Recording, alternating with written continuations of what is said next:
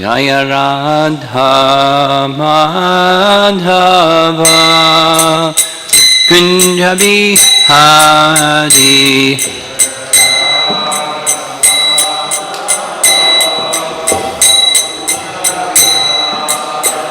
Jaya Radha Madhava Kunja Bihari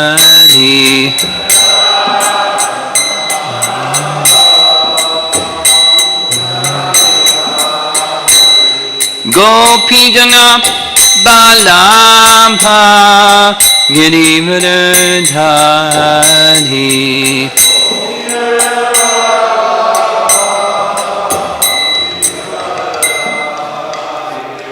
Gopijana Balabha Girivardhari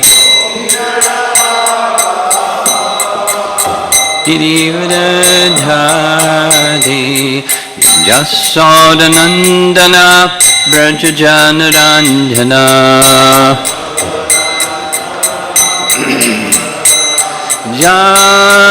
Jasodanandana Brajajanaranjana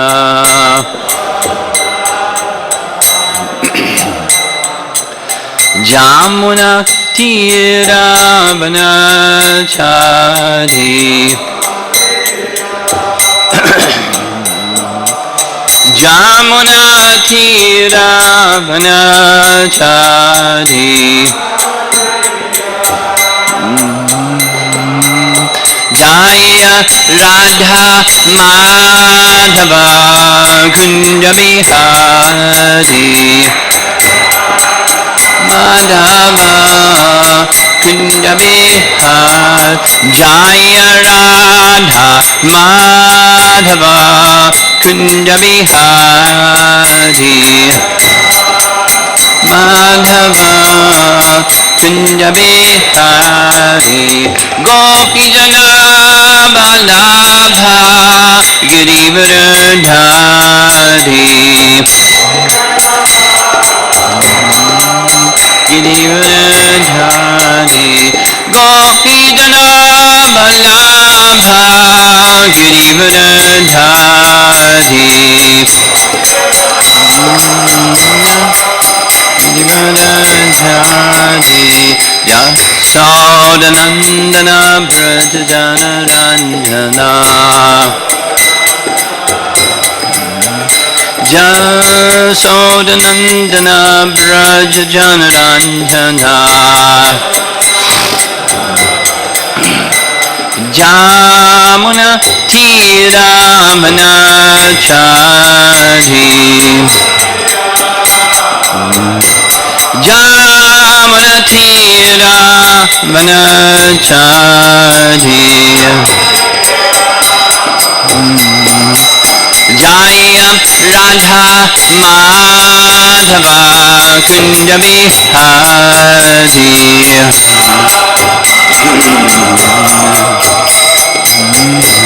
Jaya Radha Madhava Kunja Bihari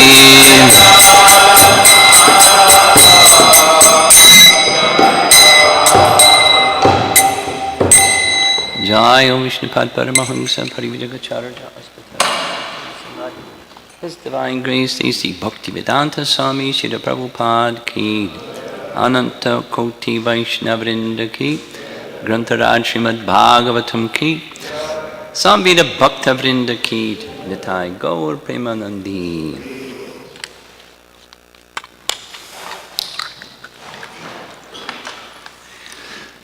Om Namo Bhagavate Vasudevaya.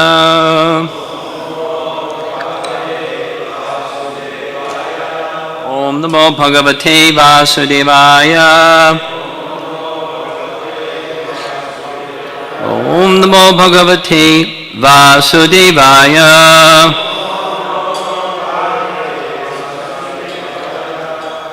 Text 12 from Canto 7, Chapter 5.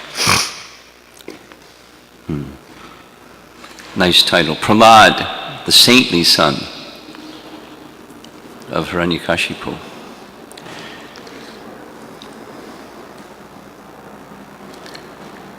Prahlad had brothers. I wonder what the brothers were like.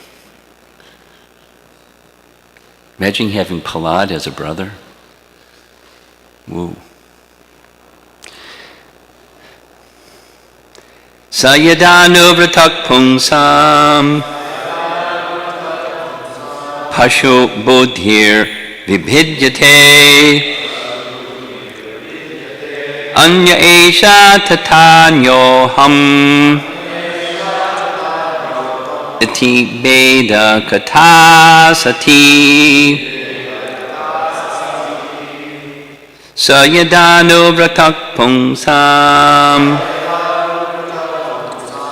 Pashobhir vibhidyate anya esha tatha yoham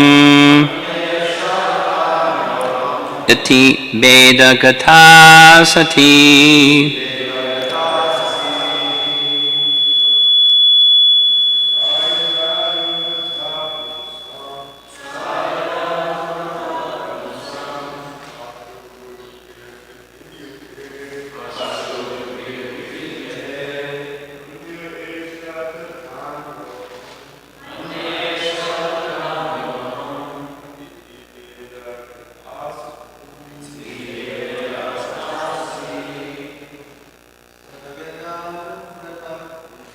Sayadanu pungsam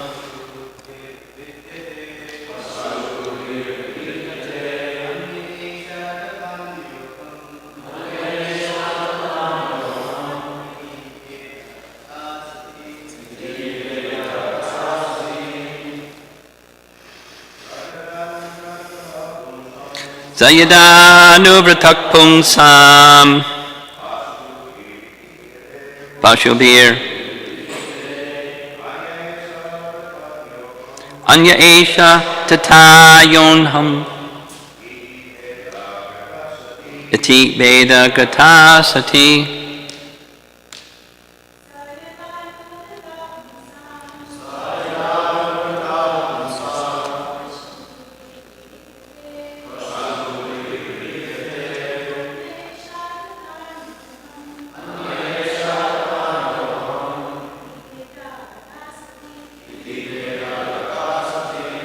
Want to try?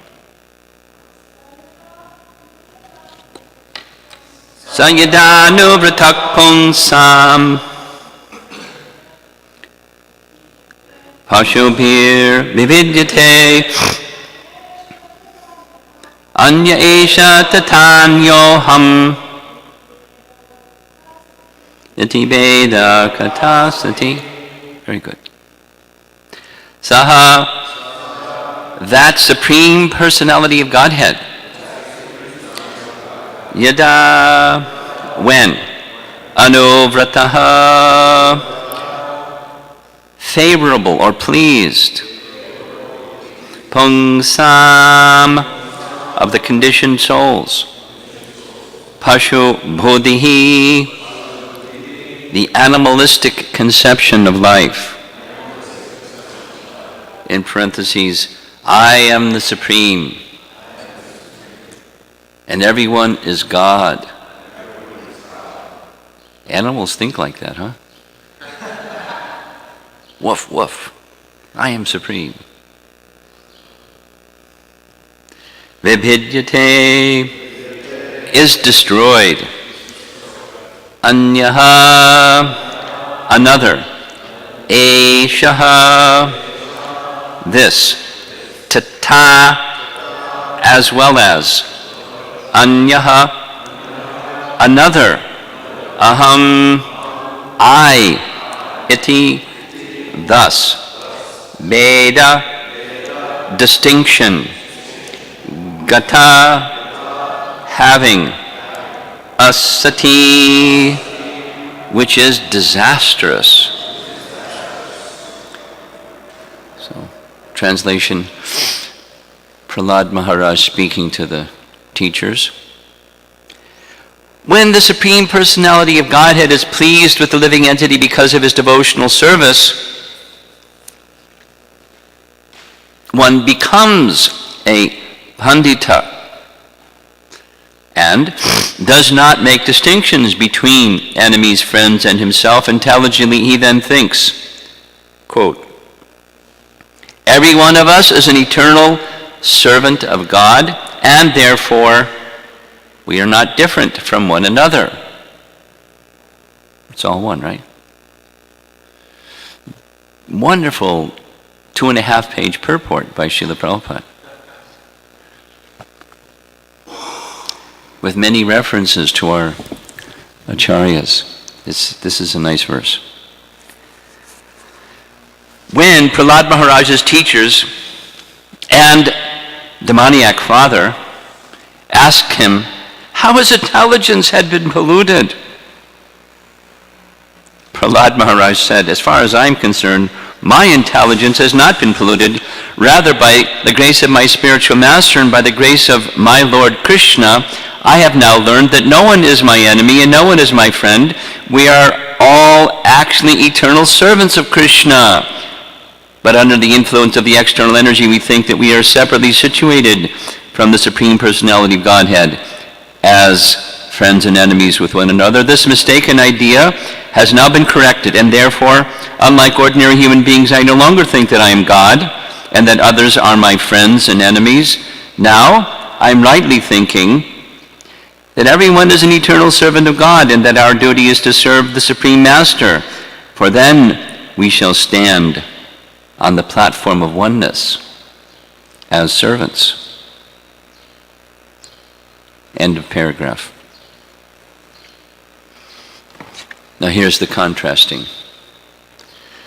Demons think of everyone as a friend or enemy, but Vaishnavas say, that since everyone is a servant of the Lord, everyone is on the same platform. Therefore, a Vaishnava treats other living entities neither as friends nor as enemies, but instead tries to spread Krishna consciousness, teaching everyone that we are all one as servants of the Supreme Lord, but are uselessly wasting our valuable lives by creating nations, communities, and other groups of friends and enemies. Everyone should come to the platform of Krishna consciousness and thus feel oneness as a servant of the Lord. Although there are 8,400,000 species of life, a Vaishnava feels this oneness. The Ishopanishad advises, Ekatvam anupashyataha. A devotee, so this is like a purport of Ishopanishad, that verse, in one sense. A devotee should see the Supreme Personality of Godhead to be situated in everyone's heart, and should also see every living entity as an eternal servant of the Lord. This vision is called Ekatvam, or oneness. Eka, tvam. Eka, tvam. Oneness. Although there is a relationship of master and servant, so the oneness looks like it's interrupted. Master and servant, then there's two-ness instead of oneness. So if you're a monist, then you just like hit the delete button with God and we're all God. But although there is this distinction, servant and master, both master and servant are one. Because of their spiritual identity. Not that you lose your individuality and you maintain your individuality, but there's a oneness because of spiritual identity. This is also Ekatvam. Thus, the conception of Ekatvam for the Vaishnava is different from that of the Mayavadi. Next paragraph.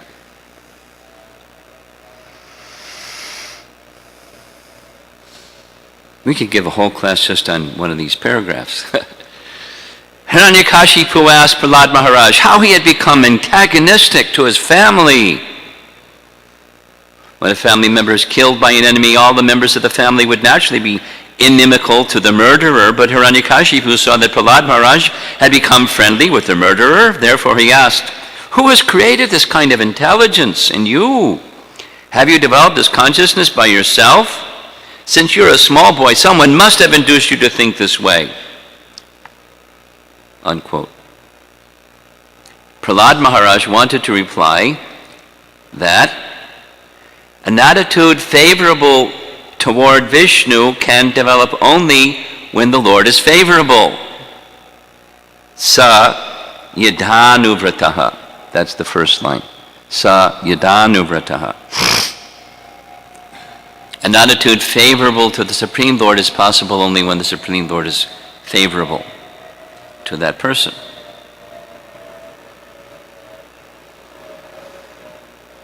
As stated in Bhagavad Gita, Krishna is the friend of everyone. Suridam sarvabhutanam gyatva mam shantim richati. The Lord is never an enemy of any of the millions of living entities, but is always a friend to everyone. This is true understanding. If one thinks that the Lord is an enemy, his intelligence is pashu buddhi, another term in the verse. Pashu buddhi, the intelligence of an animal. He falsely thinks, I am different from my enemy, and my enemy is different from me. The enemy has done this, and therefore my duty is to kill him.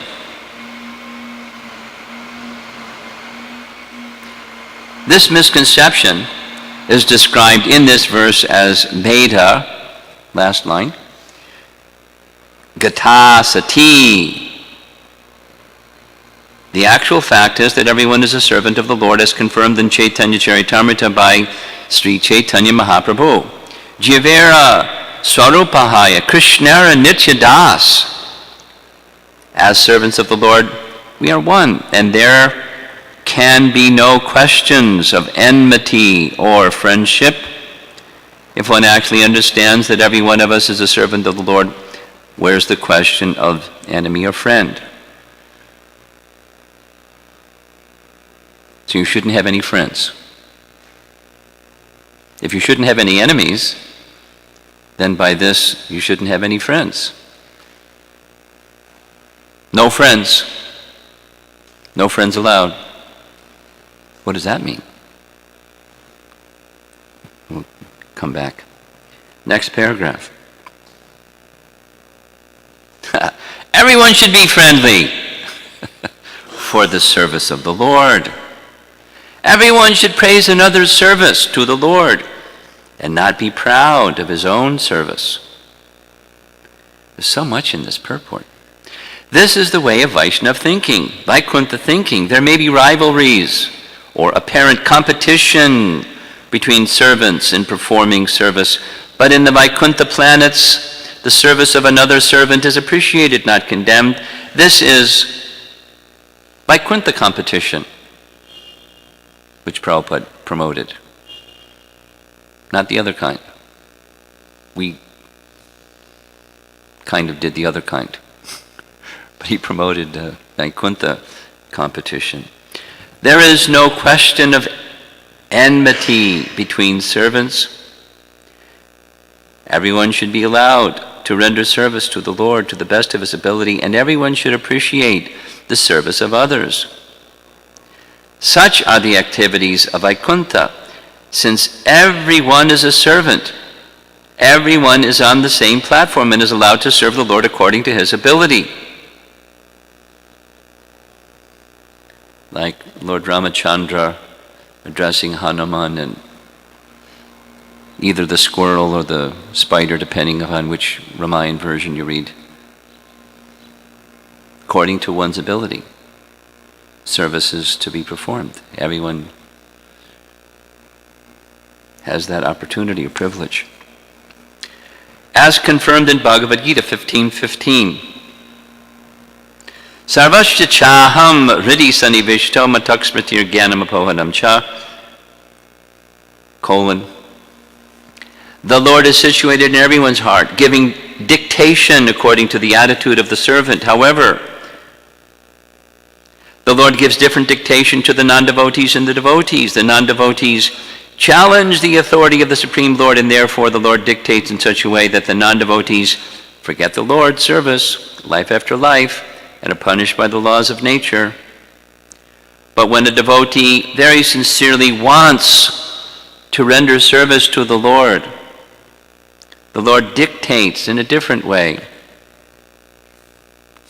As the Lord says in Bhagavad Gita 10:10, Tesham satata yuktanam bhajatam priti purvakam dadami buddhi yogam tam yena mam upayanti te.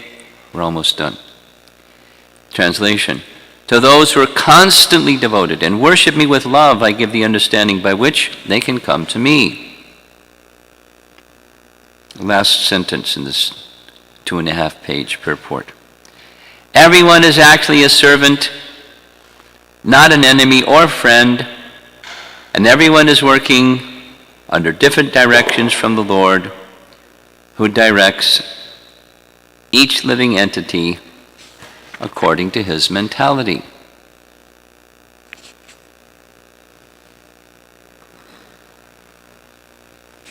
There's so many things here.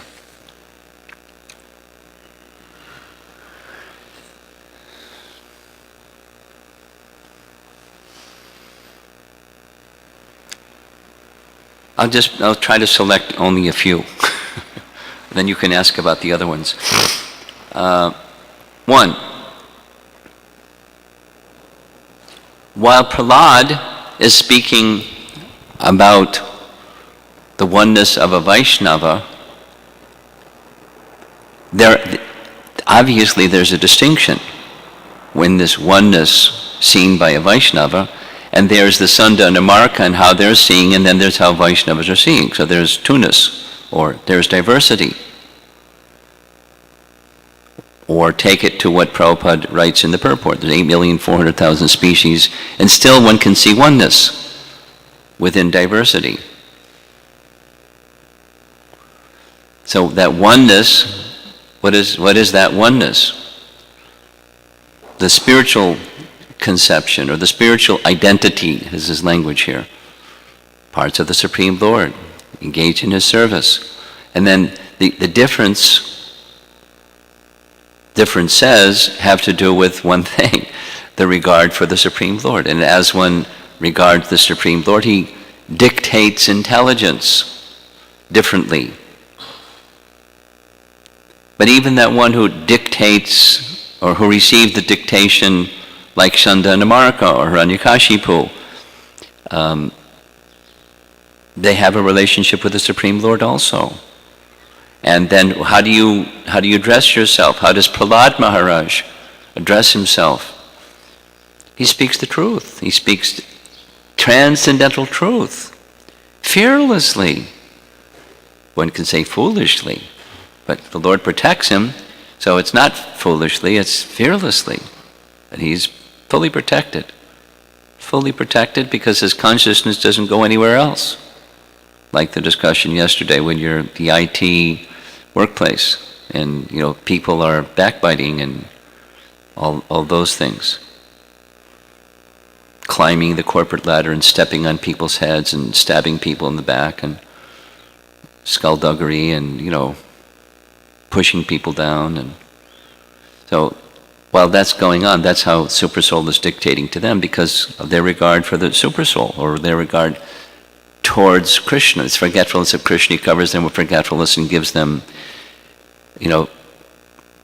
potentially perpetual existence. Birth after birth. There's this notion out there in the spiritual marketplace that eventually everyone is going to go back to Godhead. Like the question yesterday evening. Eventually, a little bit like that. All devotees are going to go back. Well, we're not all devotees are going to go back to Godhead because you're a devotee and then you leave your body, you're going to go back to Godhead.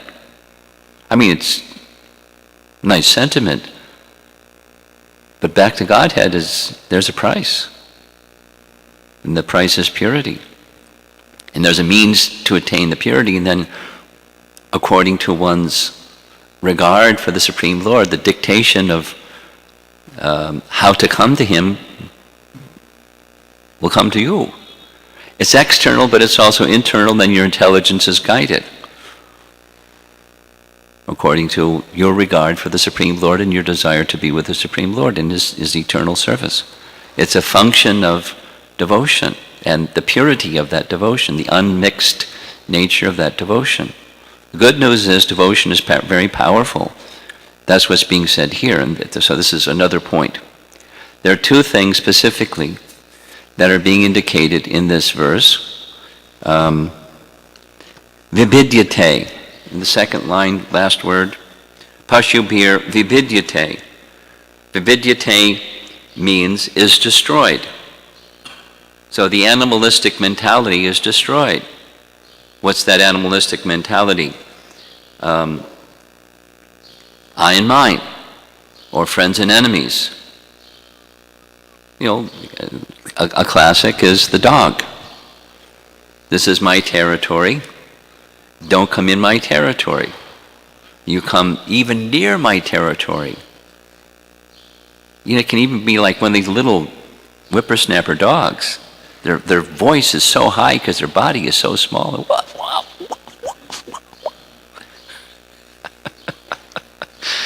Friends and enemies. Woof.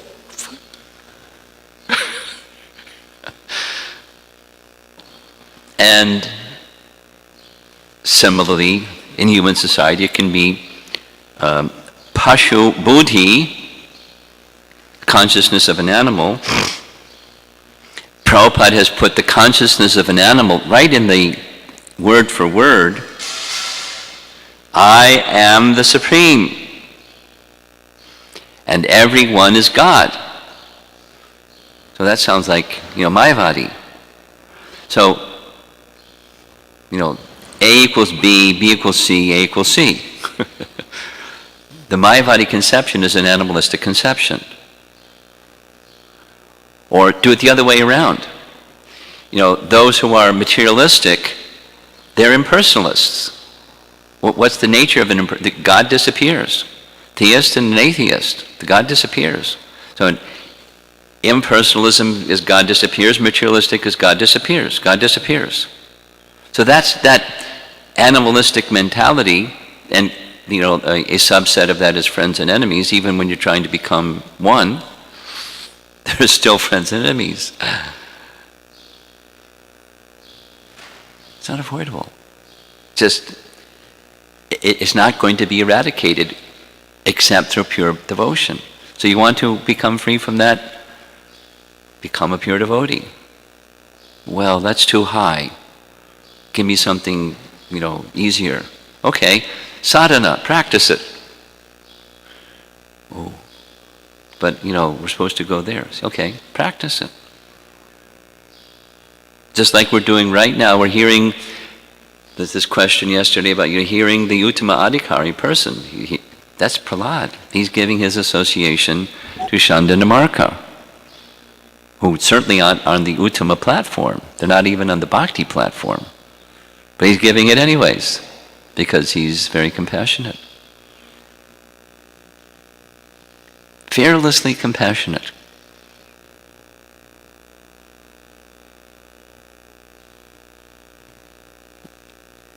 As the indicate, so here's another one of the many, many valuable things. We're hearing one of the main theme of this verse and little section is it's a teaching technique or approach that's compare and contrast. I learned this from Borijan's Art of Teaching. So compare and contrast. To understand something, you show how it's different from another something, and it helps you understand the something. It's a standard, what teachers use in their classrooms to teach kids. It's intelligence. Take an IQ test or look at the questions in an IQ test. What is it that they're doing? Intelligence is to discern one thing from another thing. That's what an IQ test is. Check it out sometime. So, honing or sharpening intelligence towards the spiritual conception is compare and contrast. Divine and demoniac nature. Whole chapter in Bhagavad Gita. Here's a little section in the Bhagavatam. Same. Prahlad is giving the spiritual conception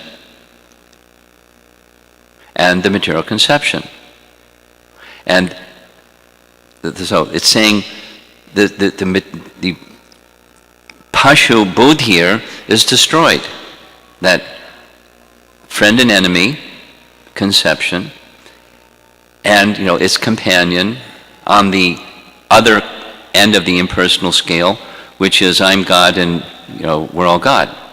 I'm supreme and we're all supreme. Pretty cool. I'm okay, you're okay.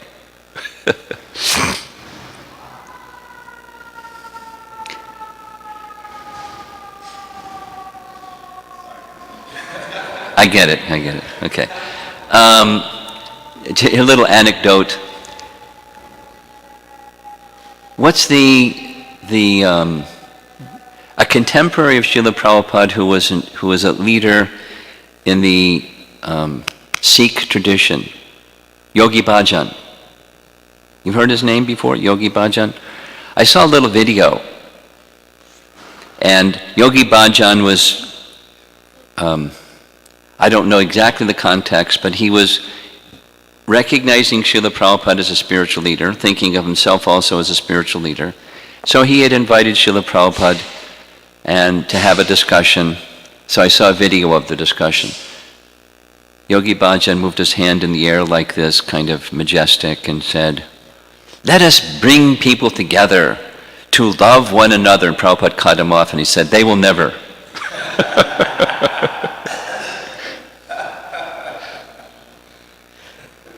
And Yogi Bhajan went, because they were on film, Prabhupada on film was saying, "They will never." So then his message was, until they accept shelter of the personality of Godhead, they will never. This oneness will never happen.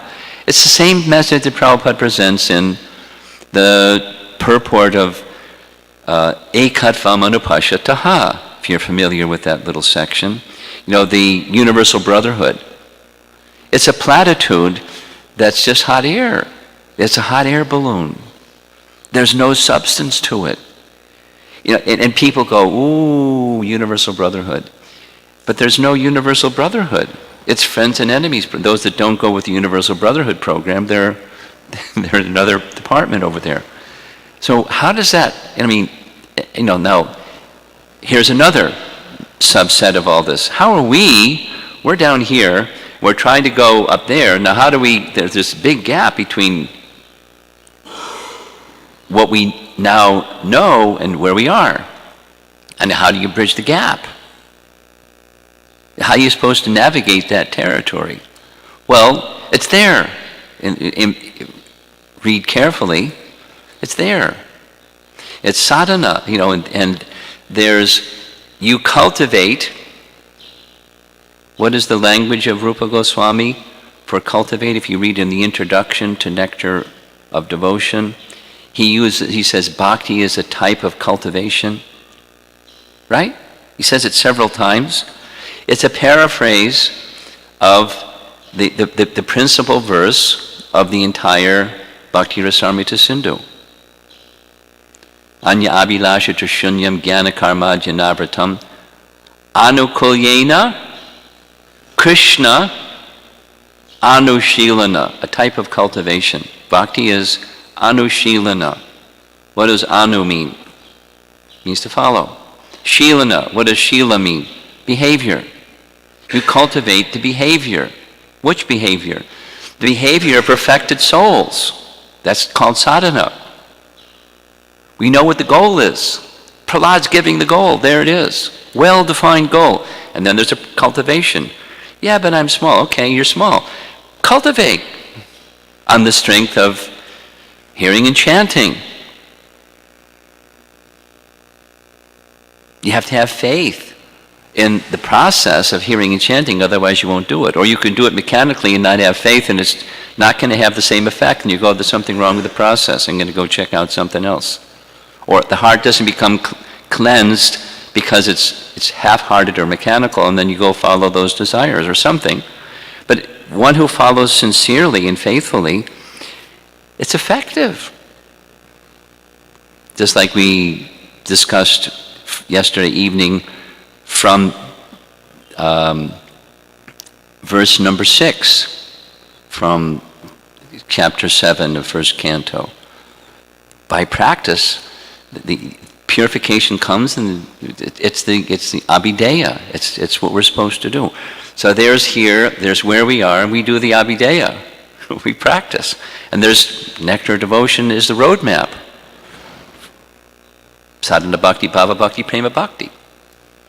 Just follow it. Anushilana. Cultivate. That's what we're supposed to do. So many nice things here. I want to point to this word, sa yadanuvrataha.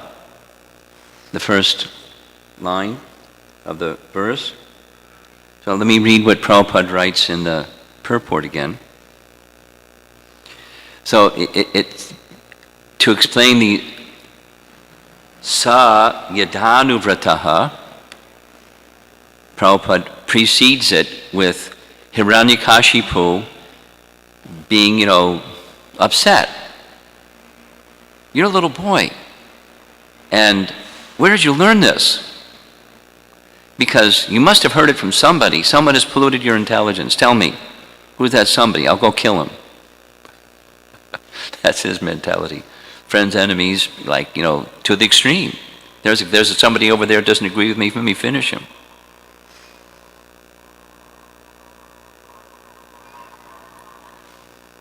Then Prabhupada writes, Prahlad Maharaj wanted to reply that an attitude favorable toward Vishnu can develop only when the Lord is favorable. So in the word for word, saha, that's a pronoun. That, or he, it's personal pronoun. It's the Supreme Personality of Godhead, saha, as in so many of the verses of Vedanta Sutra where it says saha, that's the absolute truth. The absolute truth is Bhagavan, Sri Krishna. So saha, yada means when. Yada hi dharmasya, yada, from time to time when there's discrepancy in dharma. Yada hi dharmasya glanir. Dharmasya glanir is discrepancy. So from time to time, so sa yada anuvrataha. Anuvrataha means favorable or pleased. So when the Supreme Person, when Prahlad is saying, Prabhupada is writing, he wants to say, how did I get this? It's only possible when the Supreme Lord is pleased with you. And Dad, the Supreme Lord isn't pleased with you.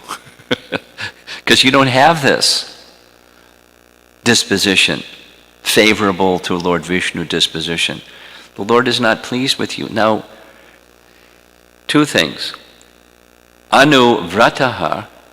Anu means follow. And vrata means vow. So anuvrata, just like anushilana.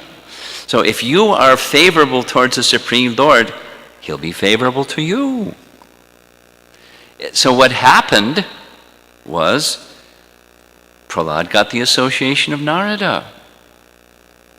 And through the association of a devotee, one can become favorable. And when one becomes favorable, the Lord shows us favor.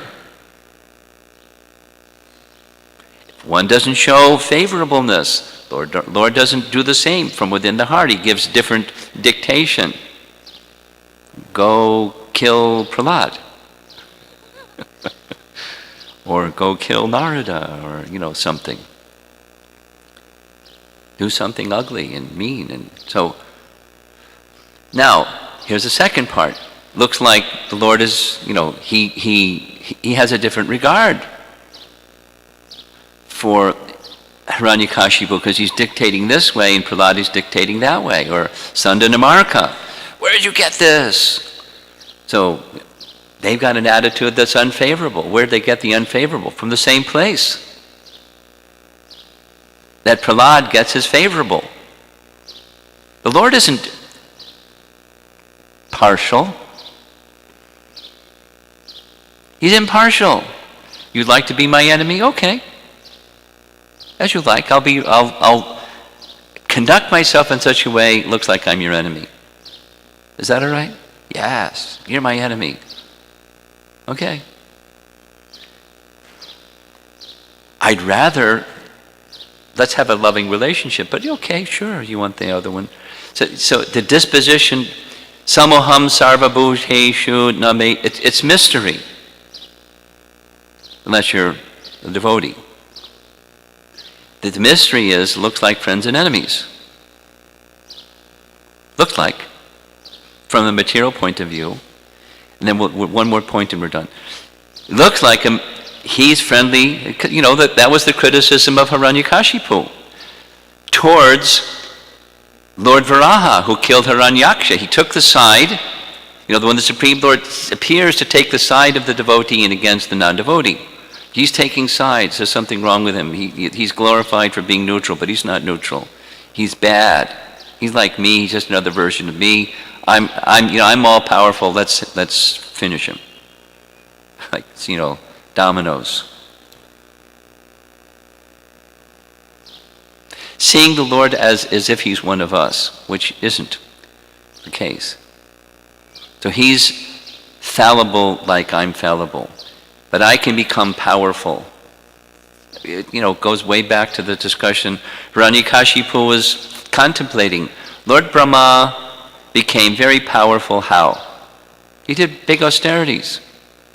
So, 2 plus 2 equals, I'm going to do big austerities, bigger than Lord Brahma, and I'm going to become more powerful than Lord Brahma, and I'll become the next Lord Brahma. Maybe I'll bump off Lord Brahma and take his post. If not, the next creation I'll be Lord Brahma. I want to be Lord Brahma. Why? Because then Lord Vishnu will come and pay his obeisances to me. Because I'm it. And everyone else, all the devas and everyone will be under my order. What a mentality. That was Hiranyakashipu. And that same Lord Vishnu killed my brother. He's my enemy. And you've taken the side of my enemy who killed my brother. You're my enemy. It's like seeing the world through, dark-colored glasses or something. Everything is dark. Or what's inside, you see the world according to what's inside. And it's all in relation to the Supreme Lord. So Krishna, the Lord of the heart, gives the intelligence, how to live your life. And then he removes that mentality out of his mercy. He does, by killing Hiranyakashipu, all of that was gone. And all the reactions for all the stuff was gone. He's very kind towards all living entities. Although he may speak chivalrous words when he appears as Lord Nrsingadev, and then fight with him, and then, pull him across his lap and rip his intestines out, and my God, he's equal. He liberated him and showed the devotees that protect. So it's, now the last is this thing about, no enemies. Okay, that's politically correct. But you go on the other side of duality, and no friends. Looks like impersonalism. People like impersonalism. We discussed it yesterday. Very popular. Impersonalism. Cloaked, semi-cloaked, or blatant. Innocent or not so innocent. It's very popular. It's understandable why it's popular. We're in the material world, as discussed yesterday, because there's adversity, there's devesha towards Bhagavan. Even when we chant, why is it we can't chant with absorption? Same reason. We got this deep thing going on. Who can say since when? Since time immemorial. That's a whole topic. So, devesha towards the Supreme Lord. And we're trying to chant. So the mind wanders. It goes to something, or million somethings. Restless mind. Like a leaf blowing in the wind. And control the leaf blowing in the wind. Stop the wind. The wind isn't going to stop. It's duality, the place of duality. Those things are going to keep. So what's the anchor? It's this desire to be in the Lord's service. And so that's the wishing to take shelter. Feeling humility. The need. I can't stop the wind. I can't control my mind. Arjuna says to Krishna, it's not possible. How is it possible? Is it possible? Yes, it's possible. Yes, it's very difficult. But constant practice and detachment. Okay, detachment. Practice, okay, but my practice is mechanical. Well, the detachment is, it has to do with the personalism, impersonalism thing. Detachment from the temporary and attachment to the Supreme. That's detachment. It's the spirit of bhakti. And then when there's the spirit of bhakti, that's the solution to the friends enemies thing. We engage in relationships in different ways according to one's position, appropriate for those more advanced, those that are peers, those that are less advanced. We have friendships on the platform of service to Krishna. It's not the material kind, friends, enemies. It's another kind. It's a Vaikuntha kind. there's loving relationships. There are loving relationships that are spiritual. It's not friends, enemies, the duality kind, it's the transcendental kind. That's the mystery. And we should recognize we're mixed. We're not yet pure. So we have then relationships that are based on, mixed. Something spiritual and something not so spiritual. Presently. Let us strive in our relationships with one another to move it more to the spiritual side. How to do that? Faith in the process of hearing and chanting, just like one of Jai Jagannath's favorite verses of how to develop loving relationships amongst devotees is hear and chant together. So move it towards the spiritual side of what places Krishna in the center, and let's go. Kirtan and discussing topics of Krishna together. And giving and same loving relationships with people like this, not just reaching out and increasing our numbers, and then we say, yay, we got more numbers. It's a natural function of the soul. It's a natural function. And supposing, they're inimical, that's okay. What's Prahlad doing? Speaking to his son Dinamarca, speaking to his classmates, speaking to his father, staying on the platform of oneness. But he's compassionate. In his prayers, he says, there's only one pain, and that's these people that are needlessly struggling. I feel for them.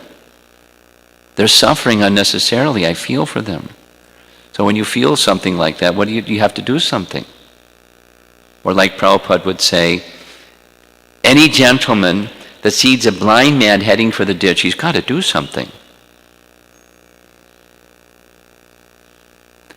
Like, your question yesterday about, social care for others. There isn't a more significant social care for others than this. It's fundamental. It's at the very root of why people suffer, is because of ignorance. And you remove ignorance, and so there may be so many other things that you do in your relationships with others, in our ashram, and outside the community that comes, and this and that. So many things. And those so many things have their place. It's just, but let the foundation, the root that's the basis of those things, be bringing people, destruction of ignorance and awakening of bhakti. And when we do all those things, A to Z. And without that, Shrama eva hi kevalam. That's the Bhagavatam's determination.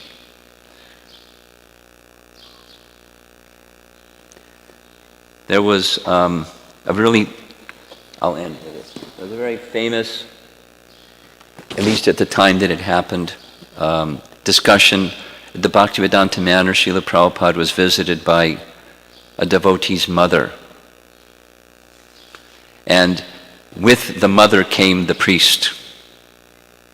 And the mother was appreciating Prabhupada and the work of Prabhupada, and how she feels very happy that her son is following Prabhupada and Prabhupada's teachings.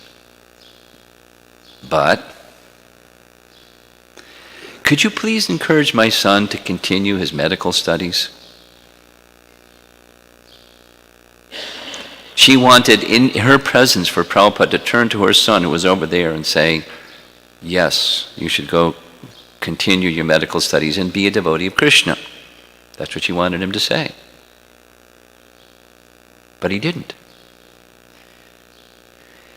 He said he's very happy. He's doing very nicely. Yeah, well, he can do very nicely as a devotee doctor. You need doctors, right? You go to doctors, and he can take care of your devotees as a doctor. Prabhupada didn't budge. There's already so many doctors. There's so few devotees. Let him continue as a devotee. Well, you can be a devotee doctor. You can let him continue as a devotee. You're doing nice work. And then the priest take his shot at it. And, the social welfare, caring for others, the Christian, for some Christian message, caring for the downtrodden and all of that nice message. Prabhupada didn't budge. Now, it doesn't mean that in all circumstances that's going to be the response. That was the response in that circumstance. And it was, it was a little intense. It was a famous, I'll say it again, a famous little exchange during a certain era of the Hare Krishna movement. And, Prabhupada, my sense is at least, Prabhupada was certainly very aware that, it was being recorded, and you can read the transcription of it, and what Prabhupada did, he knew very well that when he did things over in such and such place, in some other place, other parts of the world, the devotees would talk about what Prabhupada did over there when they're over here. He knew that was going on. So my sense is, as an acharya, he was establishing a certain principle, at least at a certain period of history of the Hare Krishna movement, and establishing, a principle. He may have spoken differently to a different, addressing himself to a different set of circumstances. So we can't, take one thing and say that's it. There's the bigger context of how our founder Acharya acted. But it was, just to repeat, it was a very significant exchange. Bhaktisiddhanta did a similar. You've perhaps read from his biography that he understood the importance of full-time persons who could devote themselves to the mission of Gaudiya Math. There's one little episode where a mother came to, Bhaktisiddhanta was traveling to one of those, those little Gaudiya Maths at the time. They weren't like these big things. And the mother wanted her son to come back home. So Bhaktisiddhanta received the mother. And he had the son crawl underneath the cot upon which he was sitting. And the mother was there speaking to Prabhupada about, return my son, and the son was listening to everything underneath the cot. Bhaktisiddhanta was firm. No, the mother was being disappointed. She had her, motherly attachment. She wanted her son back home and do things that sons are supposed to do for their parents and so forth. So that, honor your parents. That's a religious principle in all religions. Prabhupada went to another platform, and that is, higher is this other. So I don't know the details of the individual and what the qualification of that individual is, but Narada Muni did a similar thing with the Haryashvas and Savalashvas. Daksha was really disappointed, more than disappointed. He insulted Narada. He cursed Narada.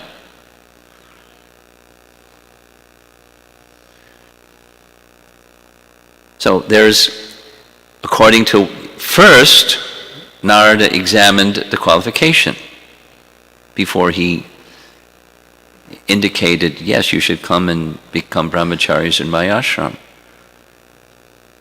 He examined their qualification, their character. They passed the exam.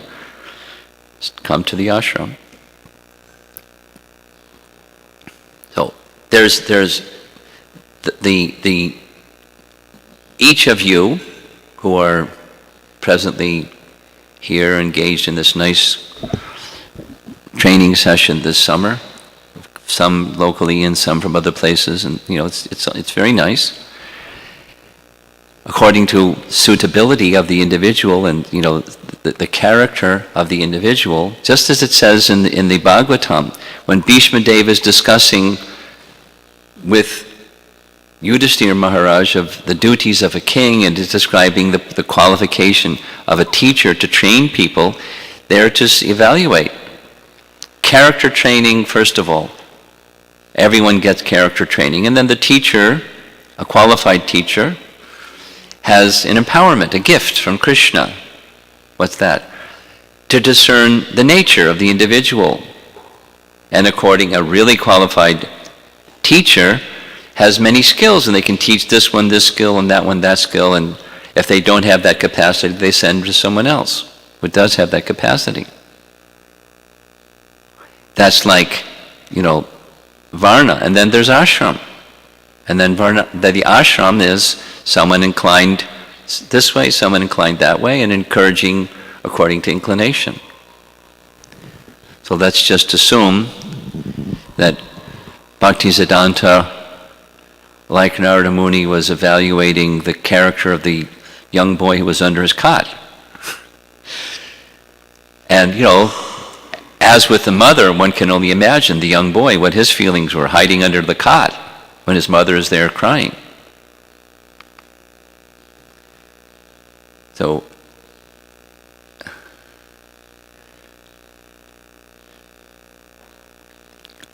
according to propensity, it's the education and training element of what's going on here is, it's really requires qualification to do it properly. And we're just like neophytes learning ABC.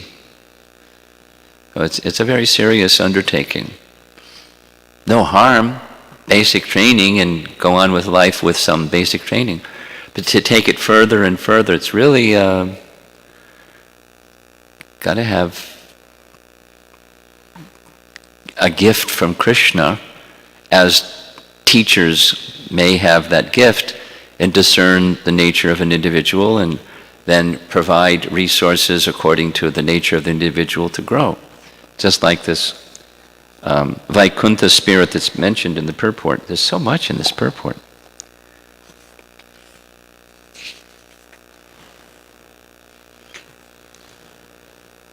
Yeah, the last sentence. Everyone is actually a servant, not an enemy or friend, and everyone is working under different directions of the Lord, who directs each living entity according to his mentality. No, that's not what I wanted to read. Yeah. Such are the activities of Vaikuntha. Since everyone is a servant, everyone is on the same platform and is allowed to serve the Lord according to his ability.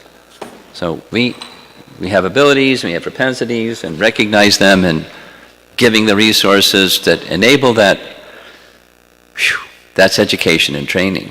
And it takes qualification to be an educator and a trainer. Some of you had the opportunity to take Lakshmi Moni's course when she came here. Now, I've never taken a course from Lakshmi Moni, but I heard like gobs of feedback from those that did. She's good. 30 years of education and training, she's gotten good. And we're just getting started. We're not so good yet. So with humility and recognizing, where we want to go, and guided by principles of Scripture, let's try to go there together, cooperatively. Any comments or questions? Yes. You have your first one to have your hand up every morning almost.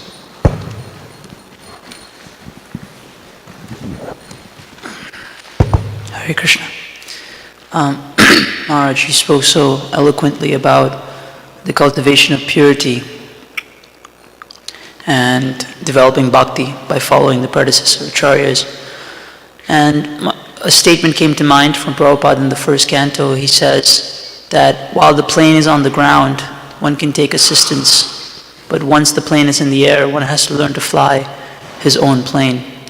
So connecting that with your emphasis on training and education, at the end of your lecture I was thinking that perhaps the training and education is meant to help a living entity learn how to fly his own plane. Perhaps. Would you be able to elaborate on this? Well, I'm most familiar with that fly your own plane metaphor with the time of death. At the time of death, there isn't a co-pilot. When you're flying your own plane, you got a co-pilot in case, there's a problem. But so, yeah, otherwise, in response to your question, yeah. But when one is in that position of you're flying your own plane, you're not alone. There's that wealth of resource that is still with you. Meaning all that training.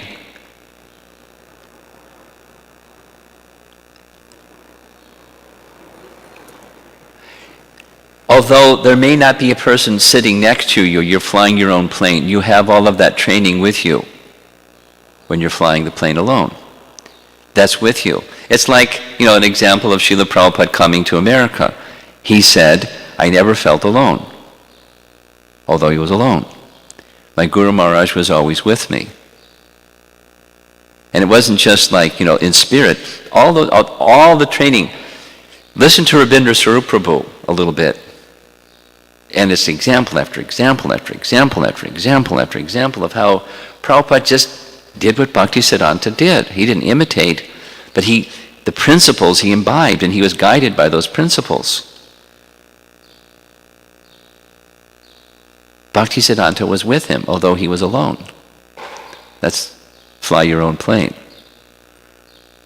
Bhaktisiddhanta's instructions, the principles of how to conduct what Bhaktisiddhanta wanted and what Bhaktisiddhanta did was carried forward. Although he was alone, he wasn't alone. Fly your own plane.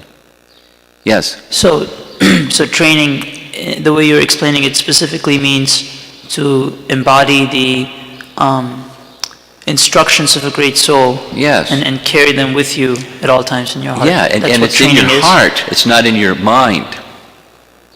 It's not just a discerning capacity, this versus that. It's not just an intellectual function. It's a devotional function. From the devotional function comes, select this one. The intelligence how to go to Krishna is provided on a devotional principle, not just a notional one. You follow what I'm saying? I do. I just have a short follow-up. Go ahead.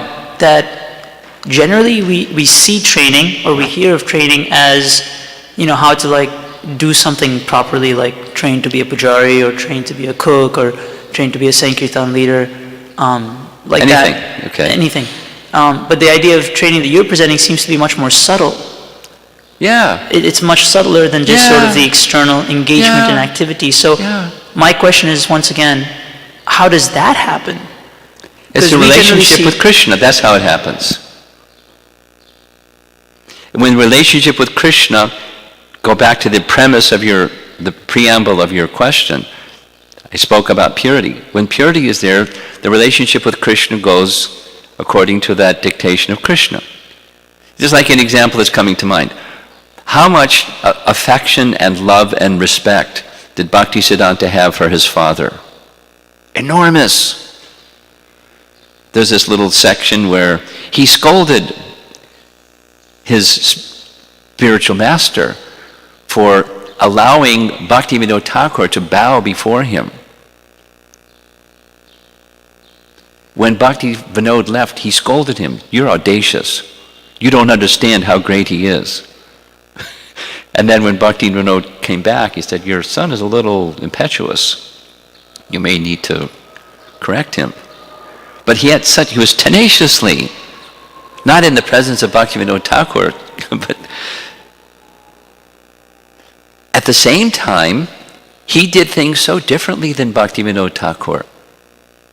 And it wasn't disregard. but principle-based. It's just through his personality and his pure devotion and how Krishna directed him, he did things this way instead of that way.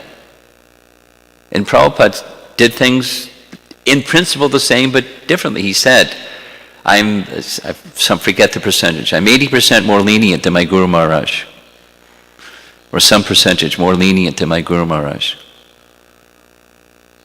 Bhaktivedanta was the Sringa Guru. Prabhupada was very lenient. No, he was strong when Super Soul inspired. So it's the purity, guided by principle and through devotion to the link. He never acted outside of instructions of Bhaktisiddhanta, although he did things in a way that was according to his own nature. And, take that principle and think about anything. Like, I think I shared with you yesterday, in Los Angeles recently, Tamahar gave one class, Gauranga gave another class, and I gave another class. And they were so different.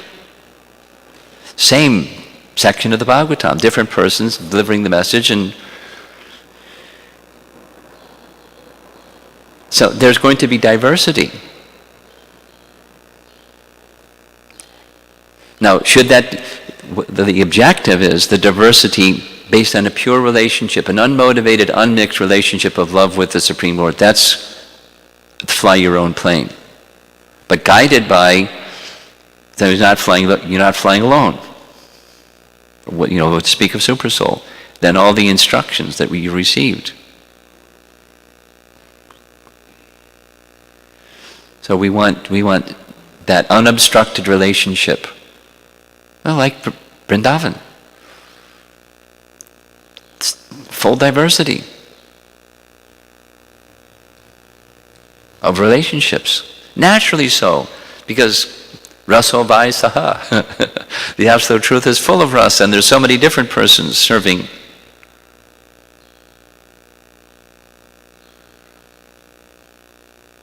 Just like some appreciation of Kurmarupa Prabhu, who just left his body. There's so many nice things to say about Kurmarupa Prabhu, but just one little piece relevant to this.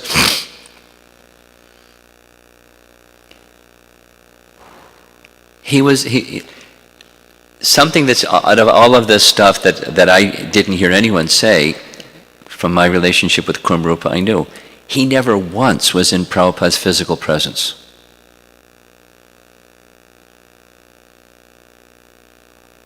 Picture that in your mind. And how devoted was he?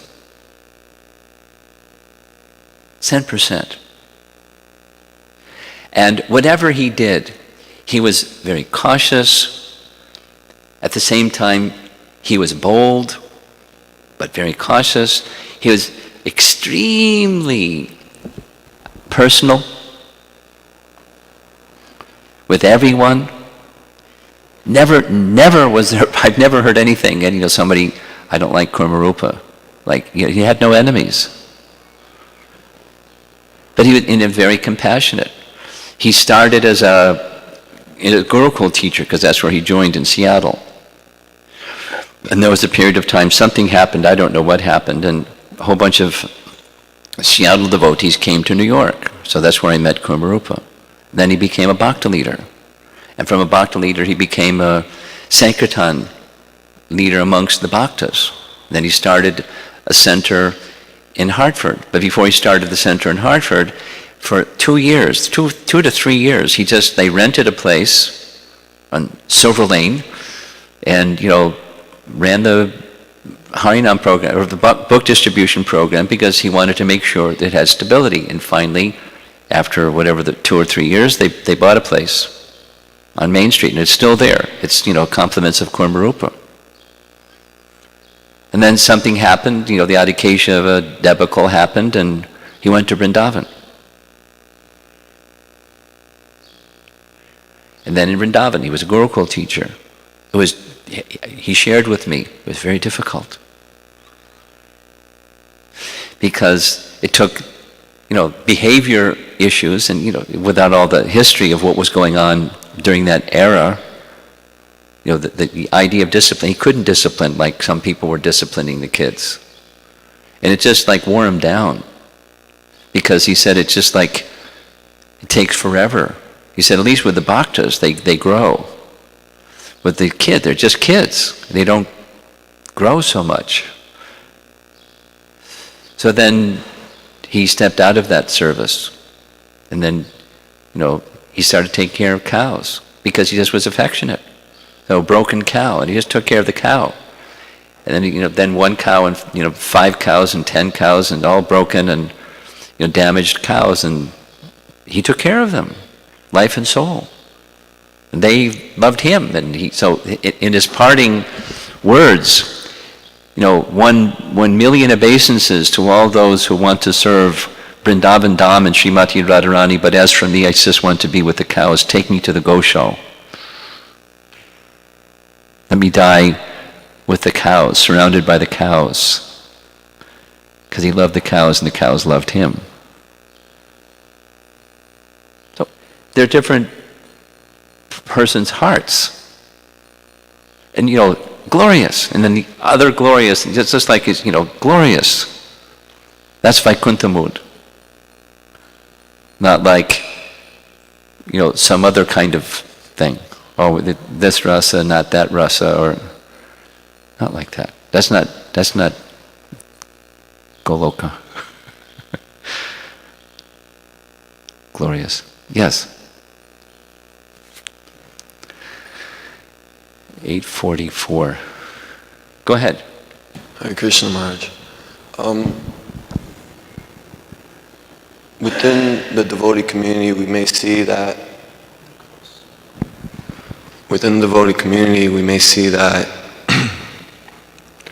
one devotee's association is friendly to one's progress, and another is inimical to one's progress in devotional service. And so we will have to take on this almost friend and enemy consciousness in a sense. You don't have to.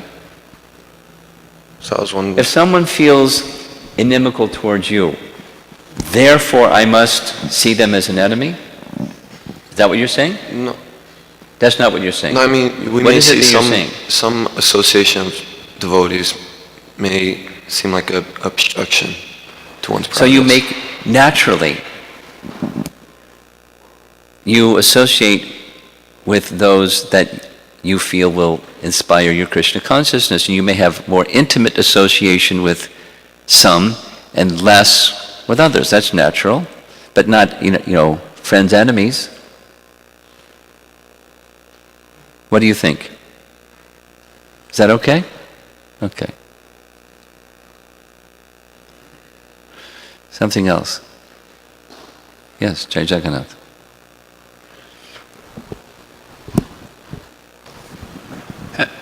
In the Chaitanya Charitamrita, when Lord Chaitanya is having a conversation with Venkatabhatta about the supremacy of Krishna, certain Vaishnavas are exalting Krishna in that way somewhat offensive or distasteful. I know from other sampradayas that they very much don't appreciate that.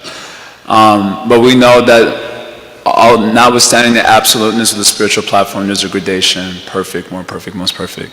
Also amongst devotees and also amongst services. So we hear certain services exalted above others in our scriptures, by our founder Acharya even, and so on.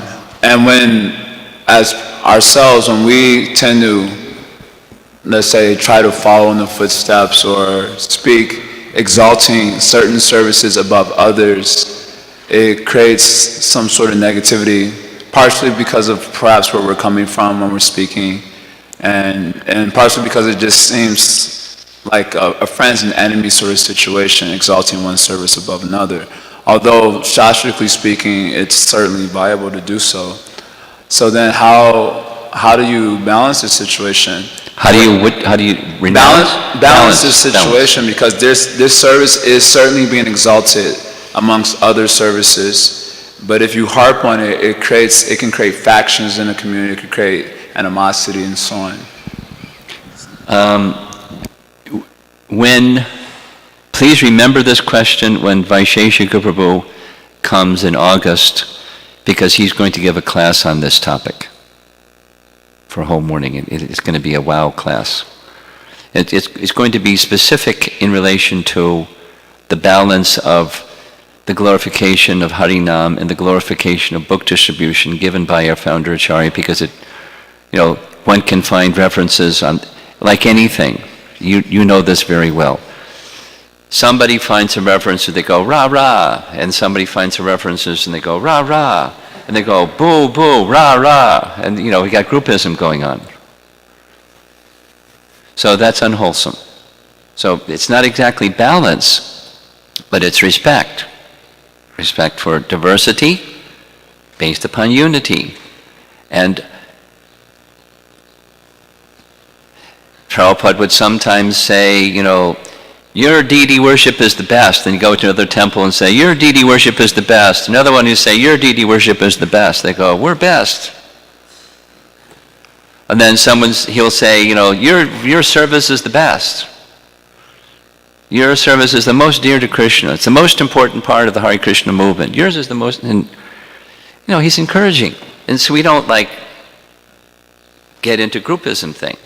We can appreciate how liberal was our founder Acharya in encouraging people, and we should respect the wonderful sacrifice. So that's the balance. It's Krishna consciousness. Leave behind, just like this word, the pure devotion just leaves that behind. So then one can honor this and honor that.